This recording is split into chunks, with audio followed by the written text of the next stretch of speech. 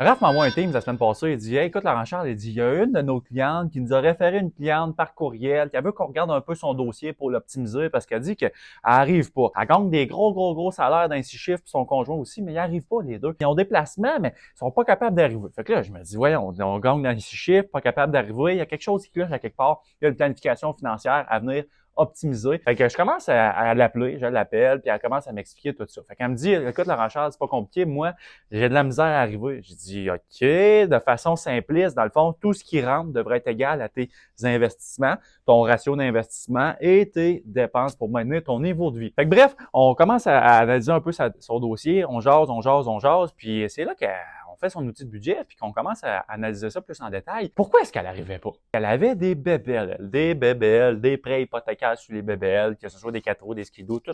Limite, elle les avait toutes. Puis après ça, les chars, les prêts, la maison, le prêt. Puis là, tu regardes les autres facteurs de dépenses. Ça finissait que ses revenus qui rentraient étaient plus bas que ses dépenses. Fait qu'elle avait même pas de place pour investir. Mais ce qui m'a plus surpris là-dedans, c'est que dans mon appel avec elle, elle m'a dit, Laurent Charles, j'ai des placements. Là, je me suis dit, comment quelqu'un qui arrive pas est capable d'avoir des placements? Puis elle m'expliquait que c'était un héritage qu'elle avait placé. Puis là, depuis ce temps-là, elle voulait pas y toucher parce que c'était de l'héritage, c'était important. Elle avait un certain sentiment envers cet argent-là. Fait qu'elle voulait le laisser là, le faire accumuler pour sa famille, puis tout.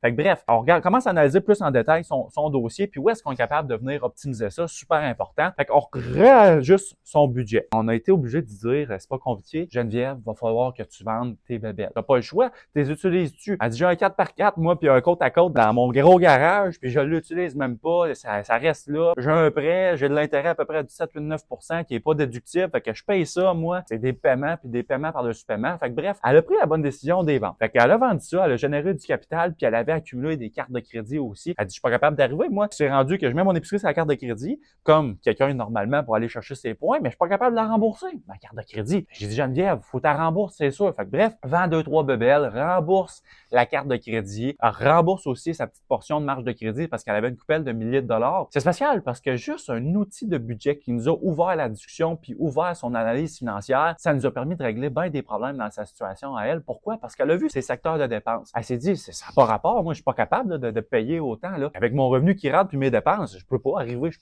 parce que je finirai pas, ça va me faire un effet boule de neige puis ça va me tomber sur la tête tout à l'heure. Je serai plus capable d'arriver, puis il va falloir que je touche à mon argent de mon héritage, mais c'est pas ça que je veux. Fait que bref, on est venu à la conclusion que vendre ses bébelles, c'était la meilleure des solutions, rembourser sa marge de crédit, sa carte de crédit aussi. Puis après ça, on est capable de venir couper dans ses dépenses superflues, à recréer un ratio d'investissement qui est tolérable. Dans sa situation à elle, on a commencé avec un 10 à 20% de ses liquidités qui vont aller automatiquement s'investir au fil du temps pour bâtir son futur, bâtir sa retraite. Elle a toutes sortes de projets aussi avec sa famille. Mais tout ça pour dire que tout part d'un budget. C'est niaiseux un budget, puis ça peut paraître niaiseux pour beaucoup, là, mais Geneviève, c'est ce qui l'a permis de se replacer sur la bonne track. Et je pense que ce qui est important, c'est que peu importe la quantité d'argent que vous avez, vous seriez surpris de faire votre budget et de dire, ah, tabarouette, finalement, j'ai des dépenses superflues, puis cet argent-là, comment est-ce qu'elle permettrait investi de générer au fil du temps? Puis parfois, c'est des décisions à plusieurs milliers, de dizaines, de centaines de milliers de dollars que ce petit budget-là, qui vous a pris 1 heure et demie, 2 heures à faire, va vous avoir fait réaliser comme quoi que vous êtes à côté d'une mine d'or.